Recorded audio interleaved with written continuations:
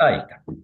Entonces ha comenzado a grabar y podemos, por lo tanto, ya dar comienzo a esta clase correspondiente al viernes 25 de abril.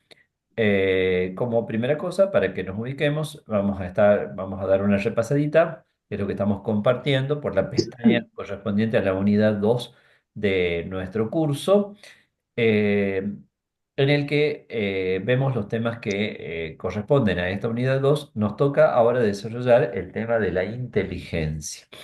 Quería decirles que no habíamos tenido previsto, en realidad no sé si se determinó también hace poco tiempo o ya estaba determinado hace mucho, que el próximo viernes 2 de mayo es feriado puente turístico.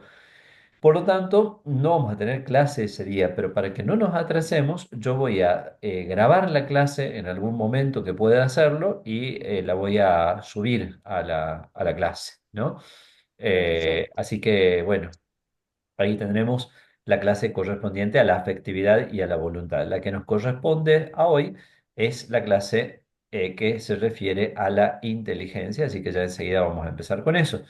Tuvimos la vez pasada, Tuvimos la vez pasada lo correspondiente a la tripartición, al alma, a los distintos niveles del psiquismo, como decíamos, el alma vegetativa, sensitiva e intelectiva, la estructura general de la persona, e hicimos algunas consideraciones sobre el tema de la sexualidad, lo habíamos hecho antes, y entonces eso era lo que correspondía al trabajo práctico. Me gustó mucho el trabajo práctico que hicieron ustedes. Así que la verdad que me da como la idea de que ha sido provechoso y que han captado, han tomado el pulso realmente de aquellas cosas que queríamos decir, ¿no? Tener en cuenta las cosas que dice allí Jeppe Stork o que ustedes mismas han podido plasmar en sus trabajos prácticos. Tener en cuenta esas cosas son esenciales, son fundamentales para cualquier enfoque adecuado, para cualquier educación de la sexualidad que nosotros queramos plantear. Después, por supuesto, a la hora de traducir eso a prácticas pedagógicas, a recursos. Bueno, ahí ya hay un largo camino que recorrer. Gracias a Dios ya está ese camino recorrido por algunos y que han brindado elementos que se pueden encontrar. Pero tener acá nosotros en esta clase de filosofía, lo fundamental es tener en cuenta los principios, o sea, los principios generales que tienen que animar una consideración de ese tipo y yo he visto que ustedes lo han trabajado muy bien. Entonces, vamos a ya salir de esto, que simplemente es para que nos ubiquemos en qué lugar estábamos, y vamos a compartir en cambio el PowerPoint correspondiente a nuestra clase de hoy, que es este de la inteligencia. Bien, ustedes saben que dijimos la estructura de la persona es una estructura compleja, como el nivel más fundamental de composición de esa estructura es el del cuerpo y el alma. Vimos que existían distintas formas de comprender esa relación entre el cuerpo y el alma. Muchas formas a lo largo de la historia habían sido netamente dualistas y por lo tanto nos habían llevado a una especie de facilidad de separación entre el cuerpo y el alma que en definitiva hablaba de una mera yuxtaposición de dos elementos que fácilmente son separables. Por supuesto que la muerte es la experiencia donde todos los filósofos y las culturas han discernido que se da esa separación. Pero cuando nosotros consideramos que el cuerpo y el alma están unidos casi como artificiosamente, como artificialmente, es muy fácil que nosotros, si queremos elevar al hombre a sus dimensiones más perfectas, más plenas, de alguna manera despreciemos el cuerpo en bien del alma, ¿no? Y eso ha sido lo que ha pasado en muchas expresiones filosóficas. Otras, por el contrario, más típicamente contemporáneas, han hecho la opción por el materialismo y por lo tanto han negado la existencia del alma. Todo es cuerpo y aquello que llamamos alma no es más que un epifenómeno de la materia, como dicen ellos, es decir, como una especie de manifestación superior de la materia, pero no algo de diversa índole, como decimos en la distinción entre el cuerpo y el alma. Y entonces, cuando consideramos estos errores, tenemos que tener en cuenta que estos errores se replican o que hacen eco en cada una de las cuestiones antropológicas fundamentales. Fíjense ustedes, ese dualismo o ese monismo también impactaban sobre miradas erradas sobre la sexualidad y también van a impactar sobre miradas erradas sobre la inteligencia, en miradas erradas sobre la inteligencia. Por eso nos tenemos que tener presentes, no olvidarlos, si bien nosotros vamos a tratar de ir describiendo de verdad lo que la inteligencia es como tal. Para que nos hagamos un panorama, pensemos lo siguiente. Alma vegetativa, recordábamos, tiene tres funciones: la función aumentativa, la de crecimiento; la función nutritiva, la de asimilación de las sustancias que alimentan al viviente; y la reproductiva, que le permite al viviente, incluso vegetal, poder producir otro individuo de la misma especie. En el alma sensitiva aparece como una complejización mayor porque tenemos dos ámbitos: el ámbito del conocimiento y el ámbito de la tendencia. En el ámbito del conocimiento tenemos los sentidos externos y los sentidos internos. En el ámbito de la tendencia tenemos las pasiones que pertenecen al apetito irascible y concupiscible. Eso lo vamos a ver la próxima, la tendencialidad sensible y la voluntad. Pero en el ámbito ya superior, podríamos decir en el piso más alto del alma, si cabe utilizar una metáfora como esa, tenemos lo que son las potencias propiamente espirituales, y esas potencias son dos: la inteligencia y la voluntad. Para los antiguos, la inteligencia era una potencia de suma importancia, a tal punto que por ella se podía establecer la, eh, la diferencia específica que definía a los seres humanos, es decir, cuando Aristóteles dice que el ser humano es un animal de índole racional. Nosotros también vamos a hacer como una pequeña distinción que nos permita entender algunas terminologías variadas: inteligencia, entendimiento, razón, racionalidad, etcétera, pensamiento, ¿no? Que en última instancia hacen referencia a lo mismo, pero con algunos matices que es importante establecer. Bueno, entonces, tomando esto como a modo de introducción, vamos primero a la inteligencia. Me parecía interesante tomar como punto de partida esta mirada que, para poder acceder a la inteligencia, primero se detiene en la característica del lenguaje humano. Entonces, nosotros podemos tener como una experiencia fácilmente discernible: el ser humano es un ser de lenguaje, el ser humano es un ser que habla. Eh, y el lenguaje aparece como en una estrecha relación con el pensamiento. Nosotros no podemos pensar sin lenguaje, y el lenguaje humano no tiene sentido si no está canalizando o vehiculando el pensamiento. Entonces, fíjense ustedes cómo en esto podríamos nosotros aplicar una estructura aristotélica y decir, de alguna manera, el lenguaje es como la materia del pensamiento y el pensamiento es la forma. No sé si es la manera más adecuada de poder expresar la relación entre el lenguaje y el pensamiento, pero sí hay como una inseparabilidad, como una especie, una interpenetración importante entre ambas dimensiones, al mismo tiempo que claramente una distinción. Todos nosotros, no sé si todos nosotros, pero bueno, quizá algunos de nosotros tenemos, yo sí la tuve a la experiencia muchas veces, de poder hablar con personas que manejan idiomas distintos de los nuestros. Y entonces uno se da cuenta, podemos compartir el pensamiento aunque no compartamos el lenguaje. Y más todavía se da cuando a veces, con algunos idiomas que son parecidos al propio, uno puede tranquilamente hablar en el propio idioma y la otra persona, siendo de idioma distinto, lo entiende, y viceversa. La otra persona habla en su idioma y, aunque no sea nuestro propio idioma y ni lo sepamos, lo entendemos. Es decir, una experiencia que yo de manera muy simpática la viví en la Jornada Mundial de la Juventud de Río de Janeiro. Si yo portugués no sé, entonces hablar portugués es imposible, pero escuchando a la gente que hablaba en portugués les entendía perfectamente, y ellos me decían que hablara en español y que ellos me iban a entender.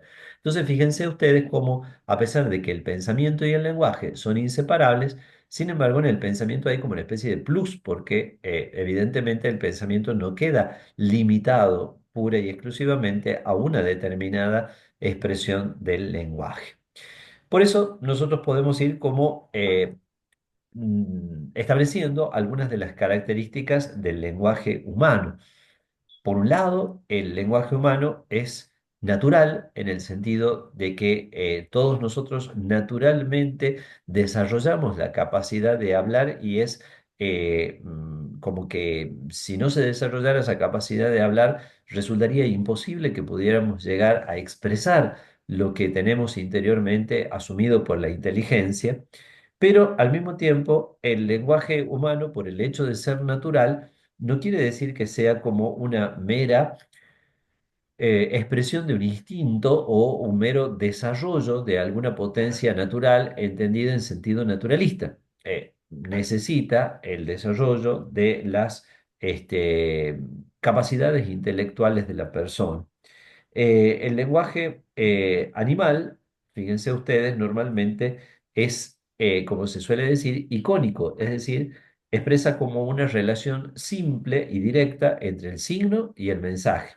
Casi podríamos decir como si uno se comunicara con dibujitos. Los animales no hacen dibujitos, pero sí sus onomatopeyas o sus gestos hacen referencia a esa relación muy estrecha y directa entre el signo y el mensaje. En cambio, el lenguaje humano eh, también tiene su convencionalidad. Es un lenguaje que le llaman algunos dígitos, es decir, la relación entre el signo y el mensaje es arbitraria y modificable. Eso nosotros lo sabemos muy bien porque hay como toda una serie de palabras que pueden haber tenido una significación originaria y después van asumiendo una significación totalmente distinta.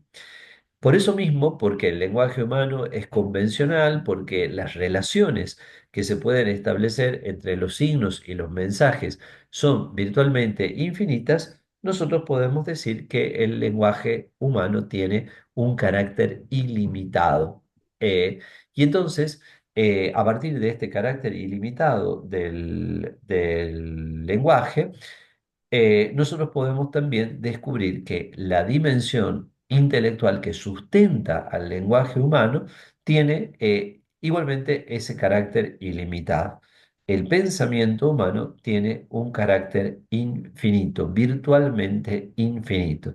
Aristóteles lo decía y es una expresión que vamos a recordar después más adelante. El alma es, en cierto modo, todas las cosas.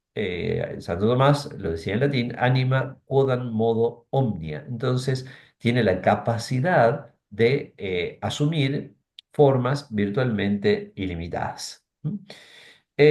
Bueno, entonces dicho esta como primer abordaje de lo intelectual a través del lenguaje, podemos ya nosotros ir a las características que son propias de la inteligencia. Y ahí vamos a establecer algunas que son bastante importantes eh, para poder llegar a comprender. Pero antes de que nosotros vayamos a estas características, sería importante que nosotros podamos dar eh, una definición, una primera caracterización de inteligencia. A pesar de que esta definición pueda parecer un poquito oscura, si es que no empezamos como a desmenuzar cada uno de los elementos que están implícitos en ella, sin embargo, la definición nos puede venir bien. Entonces, primero que nada, digamos que la inteligencia es una facultad del alma, es una facultad o potencia del alma. Fíjense ustedes que el alma en sí misma es acto, es actualidad. ¿Por qué el alma es actualidad? Entre otras cosas, porque su permanente actualidad es lo que nos asegura a nosotros nuestra permanencia en la vida. Sin embargo, el alma actúa a través de sus potencias. El alma puede sentir, el alma puede querer, el alma puede entender, pero no está sintiendo todo el tiempo, queriendo todo el tiempo, ni entendiendo todo el tiempo. Entonces, eso nos muestra que la inteligencia, los sentidos o cualquiera de los apetitos, el apetito concupiscible o irascible, ya no me adelanto, lo veremos en la siguiente clase, cualquiera de esas capacidades son propiamente facultades o potencias. Es decir, como toda potencia es una capacidad de hacer. El alma es una facultad, entonces la inteligencia es una facultad entonces del alma y es una facultad de índole espiritual. nosotros podemos decir, usar la palabra espiritual para evitar utilizar otra expresión más bien de índole negativa, que sería el alma es, la inteligencia es una facultad inmaterial. ¿M? Entonces, eh, en un determinado punto, Santo Tomás de Aquino, cuando está como de alguna manera explicando cuál es el objeto de la filosofía primera, de la metafísica, nos habla de la inmaterialidad o de la espiritualidad del objeto. Entonces, la inteligencia es una capacidad, una facultad, una potencia que puede captar espiritualmente las cosas, inmaterialmente las cosas. O sea, trasciende la materia, supera la materia, ¿no? Esto es como sumamente importante, porque si hay una facultad que es capaz de superar o de trascender lo que es la materia, quiere decir que la sustancia que la sustenta, aquello que la sustenta, también participa de esa naturaleza, de esa índole inmaterial, y eso vamos a ver, va a ser una de las argumentaciones que Santo Tomás de Aquino utiliza para un tema muy difícil, que es la prueba de la inmortalidad del alma. Platón ciertamente había probado la inmortalidad del alma por varios argumentos, pero los argumentos de Platón de alguna manera estaban como marcados por el hecho de su dualismo. Entonces, como para él el alma era algo que en sí mismo no está unido sustancialmente al cuerpo, entonces el alma casi como que flotaba libremente, la muerte del cuerpo no la podía afectar. Ahora, si nosotros no queremos recaer en ese dualismo que tiene muchos problemas para la comprensión auténtica del ser humano y hablamos de una unidad sustancial entre el cuerpo y el alma, bueno, vamos a ver que una situación problemática se plantea con la muerte. Si hay una unión tan estrecha e íntima, cuando muere el cuerpo, ¿por qué nosotros, o en base a qué, cuál es el argumento que tenemos para afirmar que no muere también el alma, ¿no? Como también dijeron algunos filósofos. Bueno, y el argumento para decir que no muere el alma es que el alma se encuentra dotada, capacitada, facultada para realizar una operación de índole totalmente espiritual, como es el acto de entender a través de esa facultad que llamamos la inteligencia. Por lo tanto, tiene que haber en ella una capacidad de trascender lo meramente físico y corpóreo y por lo tanto el alma no se agota en lo material y supera de esa manera ese límite último de la muerte. Por supuesto, lo que yo acabo de exponer como fundamentación de la inmortalidad del alma es como muy limitado, ¿no? No es tampoco el tema central de ahora, simplemente es para hacerle notar que esta definición de la inteligencia que nos dice la inteligencia es una facultad de índole espiritual o inmaterial, capaz de captar lo universal, también ese es otro elemento importante, ya lo vamos a volver sobre eso, me habla de que el alma que la sustenta trasciende, supera de alguna manera la índole puramente material. Pero volvamos a la inteligencia y a sus características. En primer lugar, nosotros observamos que la inteligencia actúa o acontece a través de operaciones. Porque nosotros no estamos permanentemente con la inteligencia en acto.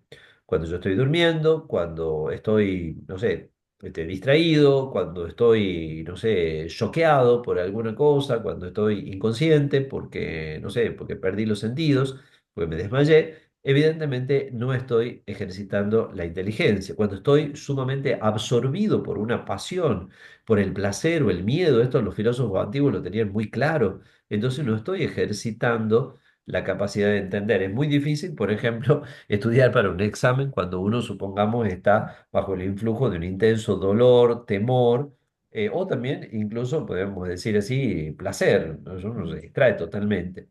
Entonces, la inteligencia realiza sus operaciones, podríamos decir así, de una manera episódica, ¿no es cierto? Es decir, no está todo el tiempo pensando, sino que piensa y deja de pensar. Pero al mismo tiempo, la inteligencia, y esto es como un elemento que de alguna manera nos hace ver la riqueza que tiene la vida anímica del ser humano, La inteligencia no necesita comenzar de cero y prácticamente ninguna de nuestras potencias necesita empezar de cero cada vez que se pone en movimiento, sino que la inteligencia a través de sus operaciones va generando diferentes tipos de hábitos que hace que su tarea discurra como con una mayor facilidad que si cada vez tuviera que empezar a poner las bases desde el principio. Entonces, por un lado, la inteligencia, como toda potencia humana, realiza operaciones que pueden ser intermitentes o, como dice allí, episódicas. Por otro lado, las operaciones dejan huella en el alma y esas huellas son lo que nosotros llamamos los hábitos intelectuales, que ya vamos a explicar enseguida cuáles son. Antes de pasar a los hábitos, es necesario que nosotros expliquemos cuáles son las tres operaciones de nuestro entendimiento. Cuando nosotros expliquemos estas tres operaciones, nos vamos a dar cuenta por qué solo de una manera muy analógica y muy inexacta podemos nosotros hablar de una inteligencia animal, ¿no? Como a veces decimos qué inteligente que es el monito, qué inteligente que es el delfín, ¿no? ¿Por qué? Porque en realidad ni el monito ni el delfín, por más adiestrados que estén y por más rápidos que sean para hacer ciertas destrezas u operaciones, no pueden hacer ninguna de estas tres operaciones que llamamos propiamente intelectuales. Ahí yo no puse los nombres de las operaciones, pero recordemos cuáles son. La primera operación se llama la simple aprehensión. A través de la simple aprehensión, yo soy capaz de captar la esencia de algo. ¿M? Soy capaz de captar la esencia de algo y expresar esa esencia de manera universal con las notas apropiadas y por ser universal, precisamente con la capacidad de unus versus, uno que se puede versar, que se puede derramar hacia muchos, es decir, se puede aplicar a todos los individuos que poseen la misma esencia. ¿M? Pongamos un ejemplo muy fácil para que se entienda, ¿no? Si yo eh, puedo establecer cuál es el concepto de continente, entonces, ¿cuál sería el concepto de continente? Bueno, continente sería una gran masa de tierra sumamente extensa, entonces, qué sé yo, por decir, las Islas Baleares no puede ser un continente. ¿M? Porque no es una gran masa de tierra, es una masa más bien pequeña de tierra, ¿no es cierto? Entonces, si es pequeña, más bien va a ser una isla, no va a ser un continente. Una gran masa de tierra, normalmente rodeada por mar, bueno, y podríamos poner quizás algunas otras características que no sé cuáles podrían ser en este momento, pero no importa, lo pueden buscar en un libro de geografía, y entonces tenemos definido continente. Con ese concepto general de continente que yo he adquirido, he realizado una simple aprehensión y he producido el resultado de la simple aprehensión que se llama precisamente el concepto. Concepto como concebido, como una esencia que se concibió, como que la realidad fecundó la inteligencia y en el seno de la inteligencia, fíjense toda la metáfora de la vida, ¿no es cierto? En el seno de la inteligencia, el concepto o idea, el concebido, el concepto, es dado a luz y puede ser expresado incluso también a través de la palabra. Y ese concepto tiene como característica que en sí mismo no se agota en ninguno de los individuos particulares que realicen esa esencia, sino que es aplicable a todos ellos. Entonces, América será continente, Europa será continente, África será continente, Asia será continente, y después ya ahí podemos empezar a discutir. Oceanía sería un continente medio raro porque no estaría respondiendo en pleno sentido a la primera definición y si quisiéramos discutir sobre lo que es Australia, habría que, no sé, ponernos a pensar si es una isla o un continente. Pero no entremos en esas cuestiones, ahí simplemente se las hago notar para que vean ustedes que a veces el definir bien un concepto es lo que hace que nosotros podamos estar hablando de lo mismo o no, ¿no es cierto? Piensen ustedes ya no el continente, sino piensen otros conceptos un poquitito más complejos y con más repercusiones en la vida de las personas, ¿no es cierto? Es decir, pues, si nosotros pudiéramos definir bien qué es lo que es un derecho humano, por ejemplo. Bueno, tendremos, cuando hablamos de derechos humanos, ¿tendremos todos exactamente el mismo concepto de los derechos humanos? O podríamos, a veces se habla de discriminación. Cuando hablamos de discriminación, ¿pensamos todos exactamente en lo mismo? Bueno, muchas veces los debates que no llegan a buenas conclusiones, entre otras razones, son inconducentes porque no manejamos el mismo concepto. Si yo no manejo el mismo concepto que mi interlocutor, por más que use la misma palabra, no me Mm, estoy entendiendo con él, no me estoy entendiendo, ¿no?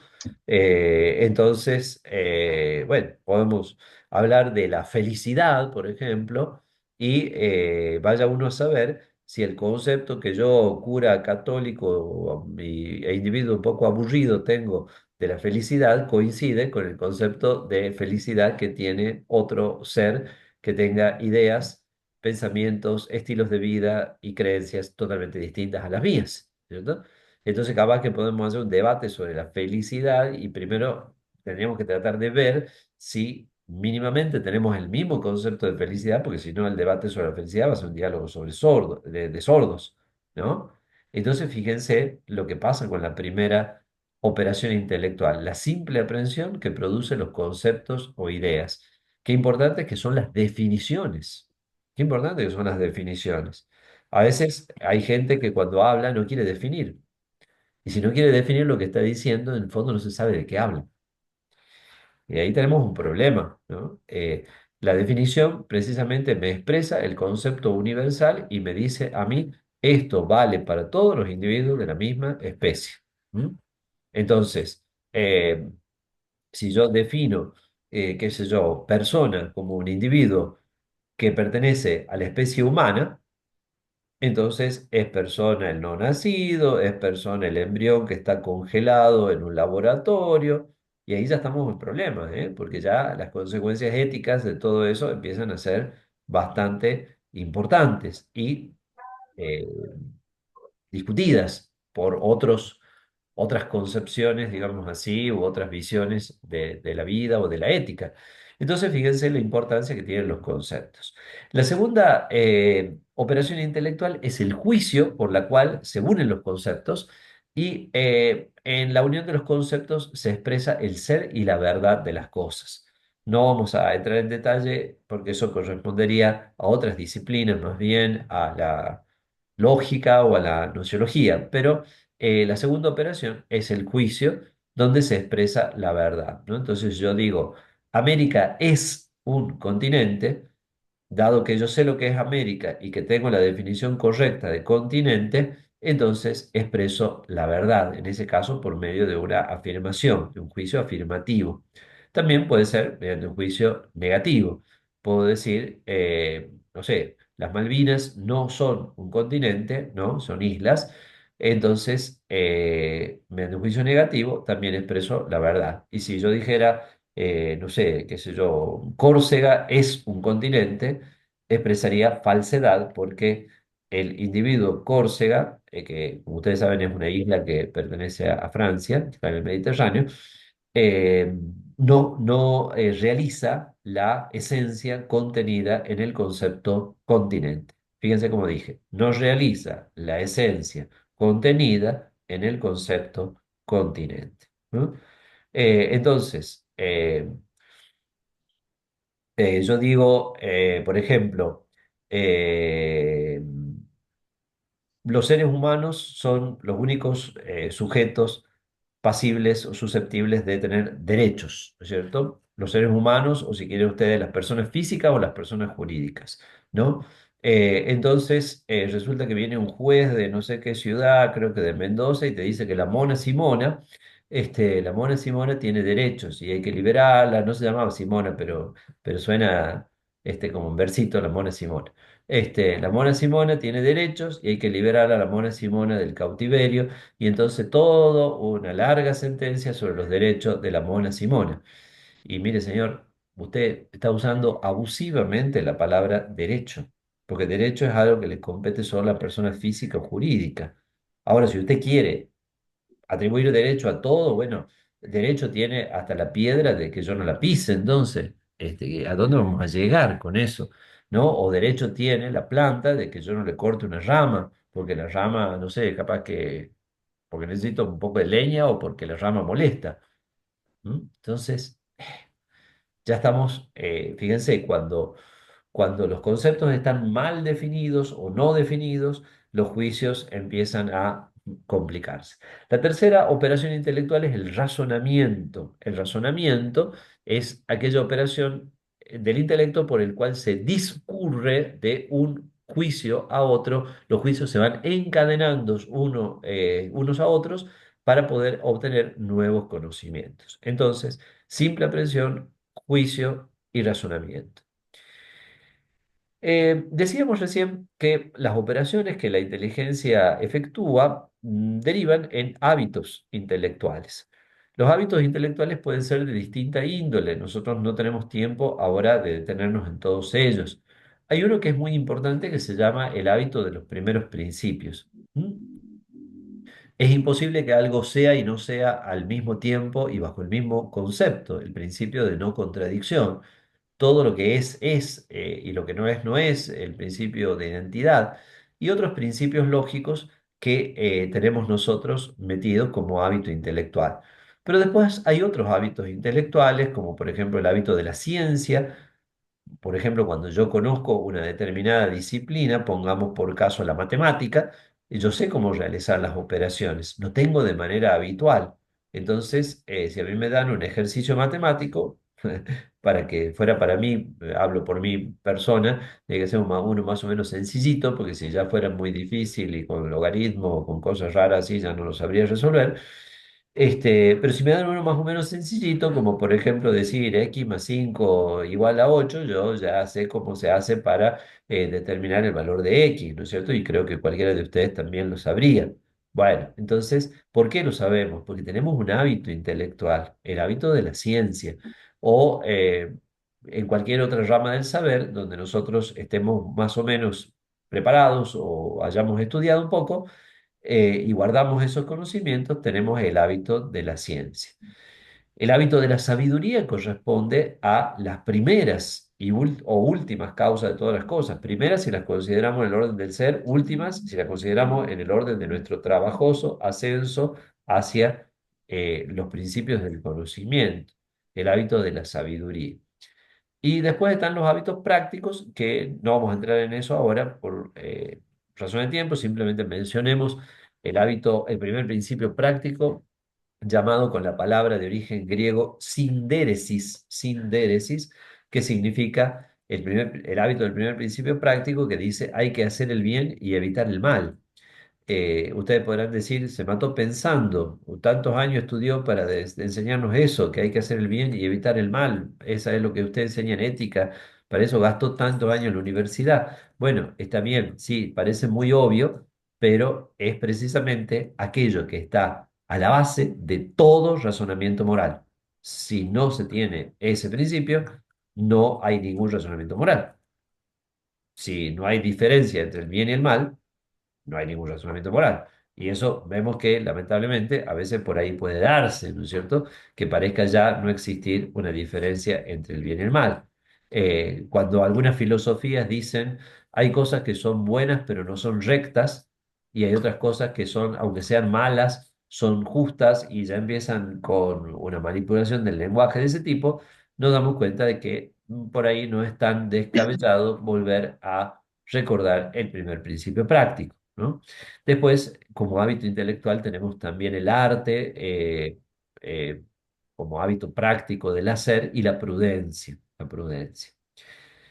Lo que hemos dicho nos permite entender que existe un solo entendimiento, pero que opera como en dos registros. El entendimiento o la inteligencia, que es lo mismo, teórica, y el entendimiento práctico. El entendimiento teórico es lo que nos permite a nosotros eh, contemplar la realidad de las cosas. ¿m? Descubrir las cosas tal cual como son en sí mismas. Es una mirada contemplativa, que eso es lo que quiere decir la palabra teórico. Teoreina en griego quiere decir mirar, ¿no? Fíjense que de ahí vienen palabras tan hermosas como lo teológico, digamos, lo que se refiere a Dios, ¿cierto? Bueno, eh, y práctico, en cambio, es el entendimiento que está totalmente volcado a la acción, ya sea esa acción, que es la acción moral en la que nosotros quedamos comprometidos nosotros mismos, como por ejemplo cuando deliberamos para llegar a una decisión y para poner por obra alguna un determinado curso de acción, como por ejemplo si decidimos seguir o no seguir una carrera, si decidimos hablar o no hablar con determinada persona y decirle un montón de cosas o no decírselas, si decidimos tomarnos un dinero como compensación o mejor reclamarlo a través de una vía judicial, bueno, cosas que ustedes ven que estoy poniendo a propósito ejemplos medio vidriosos, también podría haber dicho si decidimos robar o no robar, etcétera, ¿no? Entonces, el entendimiento práctico orientado a la acción, sea esta acción una acción moral que revierte sobre nosotros mismos o una acción externa que se refiere ya al orden de la técnica, es decir, de lo que nosotros vamos a hacer, ¿no? Entonces voy a hacer un trabajo práctico de filosofía, voy a hacer una mesa, voy a hacer una silla, voy a hacer un bordado, voy a hacer algo que está fuera de mí. Ese es el orden del hacer y también es regido por el entendimiento práctico. ¿M? Entonces, fíjense ustedes cómo existen esas dos vertientes del entendimiento, el teórico o contemplativo o especulativo, como se le llama también, que se dedica a ver la realidad de las cosas, y el práctico que está enteramente volcado a la acción. Pero si nosotros quisiéramos ya establecer como algunas otras características más importantes del trabajo de la inteligencia. Yo puse ahí características del pensamiento, quizá dejándome llevar un poquitito por la exposición de Jeppe Stork, pero después uno se pone a ver y dice, quizá pensamiento no es la mejor palabra, capaz que podríamos poner de la actividad de la inteligencia, ¿no? Y hasta eso capaz que queda mejor. Porque la palabra pensamiento es como que ya tiene un cierto lastre racionalista que quisiéramos acá evitar. Más bien hablemos de la actividad de la inteligencia. Entonces, ¿cuáles son esas características de la actividad de la inteligencia? Primero que nada, la infinitud. Y acá nosotros tenemos una gran diferencia que nosotros podemos establecer, sobre todo con la inteligencia de los animalitos y tal vez también con la inteligencia de las computadoras. La inteligencia humana está abierta, tiene una apertura infinita. ¿M? Lo mismo que la voluntad tiene una apertura infinita hacia el bien, la inteligencia humana tiene una apertura infinita hacia el ser de las cosas. Entonces, el alcance posible de la actividad de la inteligencia es toda la realidad, toda la realidad. No puede abarcarla toda, evidentemente, de un solo golpe.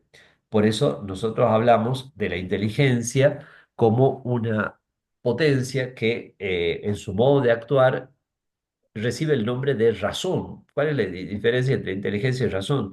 Inteligencia es la facultad y razón hace referencia al modo discursivo en el cual procede nuestra inteligencia, ¿no?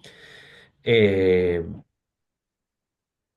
Hay un querido sacerdote dominico de nuestra colega de acá de la UNSTA, el padre Juan José Herrera, que escribió su tesis doctoral, un libro así de gordo que se llama La simplicidad de Dios. Entonces uno podría, ironizando, en esto me agarro de una frasecita del literato inglés Chesterton, si la simplicidad de Dios es semejante tocazo del libro, ¿Cómo sería si Dios fuera complejo, ¿no es cierto? Así dice Chesterton, que dijo una señora que cuando leyó, empezó a leer la Suma Teológica y en la cuestión 3 se encontró con la cuestión sobre la simplicidad de Dios. La buena señora no tuvo mejor comentario que decir, si esta es la simplicidad de Dios, ¿cuánta será su complejidad? Decía, bueno, Dios no es complejo, Dios es simple. Pero lo que en Dios es simple, nosotros para llegar a entenderlo tenemos que leer las 800 páginas de Fray Juan José Herrera y muchos libros más, tal vez, para llegar a entender, aunque sea un poquito. ¿M? Entonces, la razón, digamos así, cuando hablamos de razón, estamos expresando ese carácter discursivo de nuestra inteligencia que no puede con todo de golpe. Por eso tenemos hoy una clase y después la próxima otra clase. Y si quisiéramos volver de nuevo sobre cada una de las clases, podríamos agregar un montón de cosas más a lo que ya hemos dicho, porque nuestra inteligencia es discursiva, por eso. Entonces, pero tiene un alcance infinito. Entonces tiene una apertura, una potencialidad infinita. La inteligencia artificial no tiene potencialidad infinita. La inteligencia artificial no puede alcanzar más que aquello con lo que ha sido alimentada, ¿no? Eh, Ustedes saben que se hacen toda una serie de comentarios e incluso de análisis, algunos medio jocosos y otros serios, sobre que las inteligencias artificiales suelen ser muy educadas, ¿no? Pero yo me encontré con una inteligencia artificial que no sé por qué razón solamente contestaba actualizada creo que era septiembre de 2024 o algo así.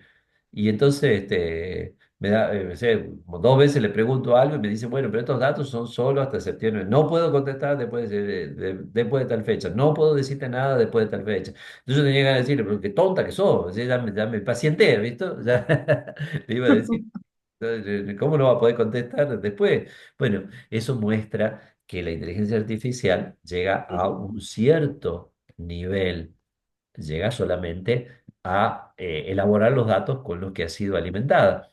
Y ustedes me podrían decir, bueno, pero el ser humano también llega solo a elaborar los datos con los que ha sido alimentado, si no ha adquirido otros datos, evidentemente. Bueno, no, el ser humano tiene una capacidad creativa, tiene una capacidad intuitiva y tiene la capacidad de adquirir libremente nuevos datos. Esto último habría que ver cómo puede hacerlo una inteligencia artificial. Habría que ver si algunas de estas nuevas, más desarrolladas, son capaces de decirse a sí mismas, tengo que estudiar más. Capaz que haya alguna que pueda decirlo y que busque estudiar más, pero no tiene la apertura que puede tener una inteligencia humana. Solo va a poder navegar dentro del mar donde la han puesto. O sea, no, por más dilatado que sea ese mar, no va a poder llegar más lejos. Bueno, vamos más rápido, que el tiempo nos queda corto. La actividad de la inteligencia también nos habla de la alteridad. Nosotros podemos captar lo otro en tanto otro.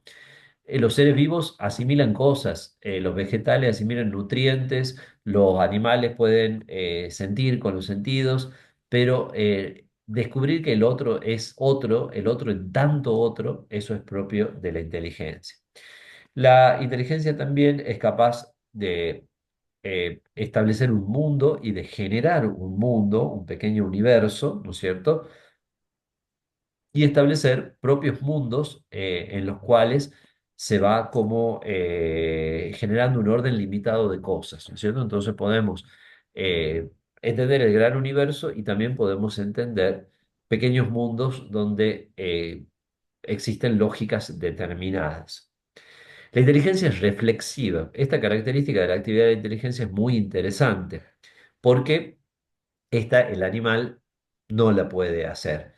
Y la inteligencia artificial, no sé hasta qué punto la puede hacer. Otra pruebita, así jocosa, que yo hice, es preguntarle a una inteligencia artificial, no a una de las más famosas, sino a una medio de segundo rango, diríamos así, por lo menos menos conocida, ya no me acuerdo los nombres. Le pregunté a una, dame una lista de las principales inteligencias artificiales. y me dio una lista donde no se incluía a sí misma. Entonces yo le pregunté, ¿cómo? ¿Vos no sos una inteligencia artificial? ¿Por qué no te incluías a vos misma? Y quedó como tonta, quedó diciendo, bueno, sí, sí, me tengo que incluir a mí misma también, y dio la lista incluyéndose a sí misma, ¿no es cierto? Entonces, bueno, no sé hasta qué punto podríamos hablar de reflexividad en ese tipo de experiencia, ¿no es cierto? Eh, de la inteligencia artificial. La reflexividad en la inteligencia humana es infinita. Yo puedo pensar que pienso, puedo pensar que pienso que pienso, puedo pensar que pienso que pienso que pienso, y puedo ir en la reflexión hasta el infinito. Puedo querer y querer, querer y querer, querer, querer, y también puedo ir hasta el infinito. Puedo pensar que quiero y puedo querer pensar, y también puedo hacer un círculo infinito con esas variables. La reflexividad, por la cual yo soy capaz como de ponerme fuera de un proceso y verlo desde afuera y volver a replicarlo, ¿no es cierto? Es algo característico de la inteligencia.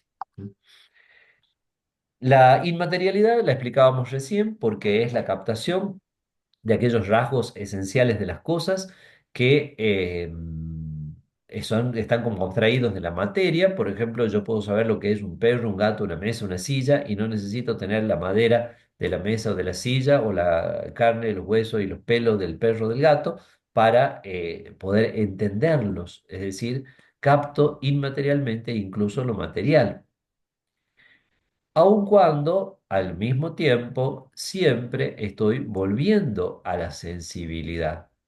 La inteligencia humana tiene esa característica, que si bien hace una captación inmaterial de las cosas, y eso es como su propia y específica característica, sin embargo, necesita volver siempre a la imaginación. Eh, Eso, el lenguaje de Santo Tomás de Aquino se llama conversio ad phantasmata. Parece, suena como convertirse a los fantasmas. Pero los fantasmas, en la lengua de Santo Tomás, son las imágenes sensibles. Entonces, si yo les digo a ustedes, piensen en una mesa, por ejemplo, ustedes son perfectamente capaces de hacerlo y entienden, si yo les presento 20 mesas diferentes, ustedes todas van a decir que todas son mesa porque tienen el concepto universal y dicen esto es mesa, y en cambio si yo les presento una silla, van a decir esto no es mesa, porque saben discernir cómo el concepto universal se aplica a cada uno de los particulares. Pero al mismo tiempo, cuando yo les digo, piensen en una mesa, ustedes siempre van a imaginar, van a tender a imaginar una mesa. Entonces van a volver siempre a la imagen, conversio al fantasmata o retorno a las imágenes. Entonces, la inteligencia trabaja con una profunda unión con la sensibilidad. eh, Quienes de ustedes están en la docencia saben muy bien también que sobre todo el niño, solo muy gradualmente va ejercitando un alejamiento de la sensibilidad y logra ese pensar abstracto ya cuando es bastante grande. O tal vez no lo logra nunca, no sé el paso que vamos, quizá eso también está bastante complicado, es decir, para un profesor de filosofía hoy en día es como difícil. En una encuesta que hicimos una vuelta en la UNSTA, entre algunas de las aportaciones de los alumnos eran que los apuntes que dan los profesores tengan más dibujitos, dibujitos. Entonces, bueno, yo por eso puse algún dibujito también. Bueno, entonces, unión con la sensibilidad, es decir, es como difícil escaparse del retorno a lo sensible, ¿no? Bueno, yo le puedo decir a ustedes mesa, silla y ustedes enseguida vuelven a lo sensible. Pero si yo les hago de la estructura triádica del pensamiento hegeliano, ese concepto bastante complejo, ya no es tan fácil de hacerlo volver a lo sensible, ¿no? Es decir, ya es un poquito más complejo, sobre todo cuando uno no sabe nada de ese filósofo que fue Hegel. Pero siempre tendemos a volver a lo sensible. Y finalmente, y esto es muy importante, la inteligencia tiene el rasgo de la universalidad. Eso es algo que el animalito, por más vivo que sea, no va a tener. Él no puede universalizar sus conocimientos. El animalito, a través de la experiencia, podrá obrar en una situación parecida de forma parecida. Eso sí, eso forma parte del aprendizaje o del desarrollo del instinto que el animalito haya logrado hacer. Pero aplicar un concepto universalmente a todos los individuos que pertenecen a la misma especie, eso solo lo puede hacer la inteligencia, ¿no? Entonces, la universalidad es también como como aquella cosa que hace que a la inteligencia le sea posible dominar la realidad. Esto es muy importante.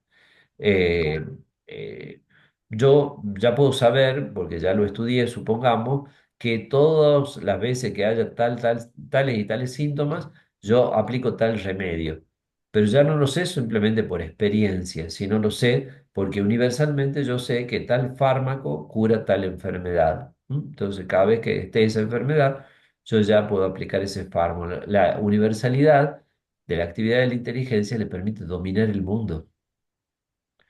Eh, el animal puede dominar algunas cosas por su experiencia, pero no tiene la captación universal de la inteligencia, ¿no?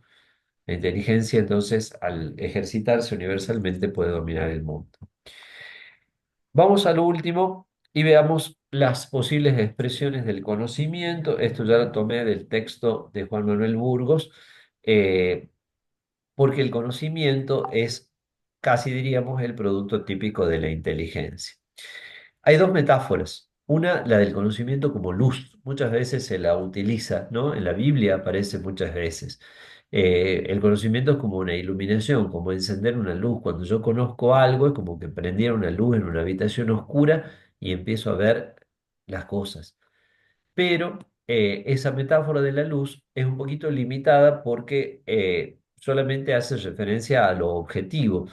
Y el conocimiento es un proceso en el que, como decía Aristóteles, uno se hace el otro en tanto que otro, y entonces en el proceso del conocimiento juegan tanto la objetividad como la subjetividad y también la intersubjetividad. Vamos a ver cómo. La objetividad, nosotros decimos, bueno, a ver, si a mí me dicen, ¿qué preferís, un conocimiento objetivo o subjetivo? Nosotros, de buenas a primeras, diríamos, prefiero un conocimiento objetivo. ¿Te imaginas si alguien dice, le toqué la frente al nene, me parece que tiene fiebre? Bueno, yo también le toqué la frente y a mí me parece que no tiene fiebre. Bueno, no, vamos al objetivo. Trae un termómetro y a ver si tiene o no tiene fiebre. Objetividad, no subjetividad. Pero lo real es que también la subjetividad siempre está implicada en el conocimiento, porque cada uno de nosotros conoce de lo que él mismo es y cada uno de nosotros pone algo de sí mismo en el conocimiento. Por eso, muchas filosofías contemporáneas, particularmente los mejores exponentes de la hermenéutica, han hecho notar la importancia que tiene descubrir cuáles son nuestros propios presupuestos o, utilizando una palabra menos grata, nuestros prejuicios a la hora de conocer algo, ¿no? Entonces, cuando yo, por ejemplo, digo, bueno, voy a conocer alguna cosa, ¿no? Digo, bueno, ¿desde dónde la voy a conocer? ¿Cuáles son los elementos que yo previamente estoy manejando? ¿Cuáles son los preconceptos que manejo sobre esa cosa? ¿Cuál es mi precomprensión? Entonces, la subjetividad está siempre involucrada y tiene que ser claramente identificada, a veces quizá para que la subjetividad no mezcle sus excesos, por así decirlo, capaz que demasiada subjetividad me llevaría a mí simplemente a parecer, a creer no sé, a estimar cosas que después capaz que no tienen un fundamento dado, no solo a evitar la excesiva subjetividad, sino también a poner la subjetividad donde hay que ponerla, ¿no? Tal vez si de lo que se trata es de despedir a una persona querida que se ha muerto, bueno, lo mejor que lo haga es el que lo conoce, no el que simplemente ha leído una nota abreviada del currículum del difunto. Mejor que lo haga el que lo conoció personalmente, ¿no es cierto? Entonces, la subjetividad a veces sí tiene más peso. Y la intersubjetividad en el conocimiento es sumamente importante porque muchas veces a través de lo que cada uno puede expresar de una determinada realidad es que se hace posible llegar a una visión más plena de una realidad compleja. Fíjense cómo todas estas cosas las dice la filosofía eh, contemporánea, pero ya en la revelación sobrenatural están claramente expresadas. Para no ir al Antiguo Testamento, nos quedemos en el Nuevo y entonces, ¿por qué existen cuatro evangelios? Y bueno, porque está bueno que existan cuatro puntos de vista distintos y no es necesario que nosotros hagamos una concordancia al pie de la letra. Por ejemplo, si ustedes intentan hacer una perfecta concordancia de todas las apariciones de Jesús resucitado que estamos leyendo ahora un poco en estos días subsiguientes a la Pascua, no van a poder hacer una cosa exacta y matemática porque parece como que los datos se entrecruzan o hasta se contradicen un poco entre las distintas versiones del Evangelio, ¿no? Entonces, bueno, tranquila, Silvana. El punto es el siguiente. Nosotros necesitamos descubrir también la intervención de la dimensión subjetiva y también de la intersubjetiva en un determinado conocimiento. Entonces resulta muy interesante que haya, un relato de un evangelio que ponga un acento en una cosa y otro que ponga en otra, y así también a veces una determinada problemática muy compleja que sea abordada interdisciplinarmente y una disciplina aborda una cosa y un aspecto y otra disciplina otro aspecto distinto. Para cerrar, porque a mí también me apremia el tiempo, digamos que el conocimiento busca llegar a la verdad y ese es como el último objetivo de la inteligencia. De la verdad podríamos decir muchas cosas, digamos simplemente su más básica caracterización es la adecuación del intelecto a la cosa, la adecuación del intelecto a la cosa. Entonces, la realidad de las cosas rige el conocimiento del intelecto y de esa forma el conocimiento expresa lo que la misma realidad es y así dice la verdad. ¿Mm? Bueno, he sido como un poco rápido y demasiado quizás sintético en algunos aspectos, pero ustedes tienen los textos, así que utilicen los textos tanto de Yepes como los otros también, ¿no? Y van a observar que acá tienen un práctico al respecto, que es el práctico de la inteligencia. Vamos, mira, ya mismo pongo modo de edición. Ah, se me salió todo. Ahí está.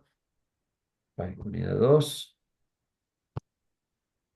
modo de edición. Eh, Tenemos el trabajo práctico. Esto está ocultado, ya lo vamos a desocultar. Esto estaba ocultado, mira. No sé por qué. Y desocultamos también el práctico, la inteligencia humana en tiempos de inteligencia artificial.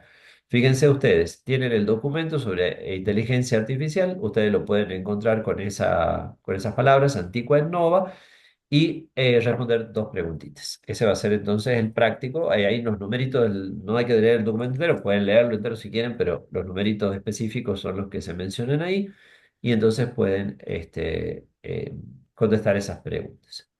Y las dejo porque se me hace tarde, así que tengo que partir para seguir con las otras actividades. Bueno, padre, Bueno, muchísimas padre, gracias. Nos Está vemos. luego, hermosa la padre. clase. Que tengan buenas No, tardes. Hasta luego.